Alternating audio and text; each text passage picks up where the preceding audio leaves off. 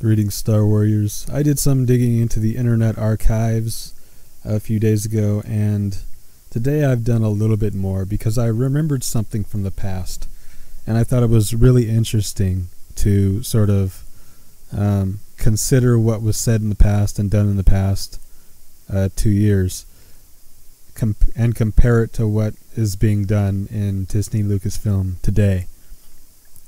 Okay, so there's an article that I sort of read a little bit of it a few days ago, and it said some interesting things, and then there's another article that I read today, and I thought if you put those two articles together, then an interesting picture forms. So I'd like to just jump into that right now. The first article is the Rian Johnson article, where he's being interviewed about The Last Jedi, and this is what he says, and I quote, "Like you said, every fan has a list of stuff they want a Star Wars movie to be, and they don't want a Star Wars movie to be. You're going to find very few fans out there whose lists line up. And I also know the same way the original movies were personal for Lucas. Lucas never made a Star Wars movie by sitting down and thinking, what do the fans want to see? And I knew if I wrote wondering what the fans would want, as tempting as that is, it wouldn't work because people would still be shouting at me, F you ruined Star Wars, and I would make a bad movie. And ultimately, that's the one thing nobody wants." Okay, so what he's saying there seems logical enough. I mean, if you don't analyze what he's saying anyway, it seems logical. But let's skip the analyzation for the moment and go to an earlier article that was done about 2 years ago after The Force Awakens. And it was George Lucas's initial response to the film. Lucas expressed some disappointment that his ideas for episodes 7 through 9 were dismissed by the current Star Wars brain trust.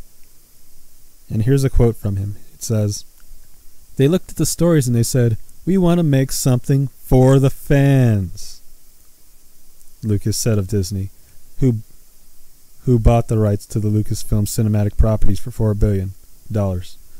Okay, so that was after The Force Awakens.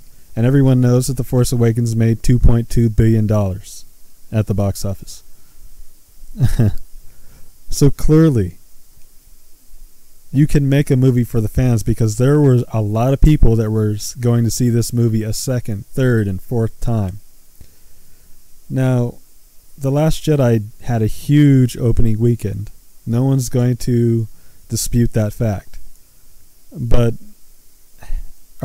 does it still have enough momentum to make anywhere near $2.2 billion?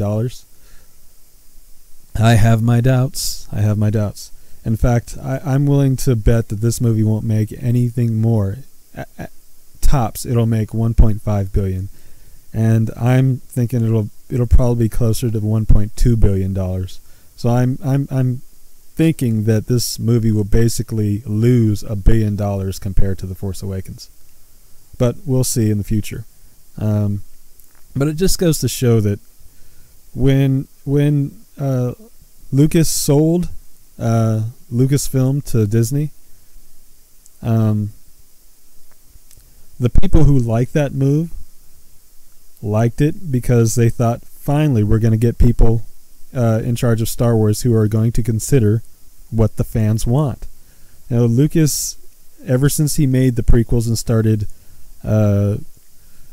just defacing the original trilogy, people realized that he didn't care what fans wanted. You know, he was going to just do what he wanted, which was his right at the time. It was completely his right to do that. I don't want to get too much into that subject, but he was going to do what he wanted, and a lot of people hated it.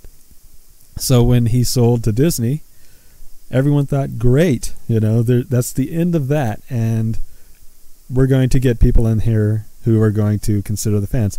And for one movie, Disney did do that. They were completely on the fan side as much as they could be. They pleased a lot of people. They upset some people, but they pleased a lot more, I think. But here we are, fresh off the $2.2 billion triumph of The Force Awakens, and Rian Johnson waltzes in with adopting the Lucas philosophy that you shouldn't please the fans because you can't please the fans, so you might as well please yourself. And I don't understand where the complete 180 comes from, where that philosophy, that idea comes from after The Force Awakens was so incredibly successful. And maybe the criticism for The Force Awakens was worse. Maybe I'm remembering things wrong or incorrectly. But I just don't think so. I think most of the criticism for The Force Awakens had to do with people who hate feminism criticizing it for that reason, or people who are hate black people criticizing it for that reason. I know those people were out there, but they're still out there now making the same complaints, and this time there's other people who are actually making legitimate complaints, as far as from a movie critic's point of view, criticizing the plot, criticizing the acting, criticizing the comedy, criticizing just sort of things that a lot of people will find stupid in any movie, really.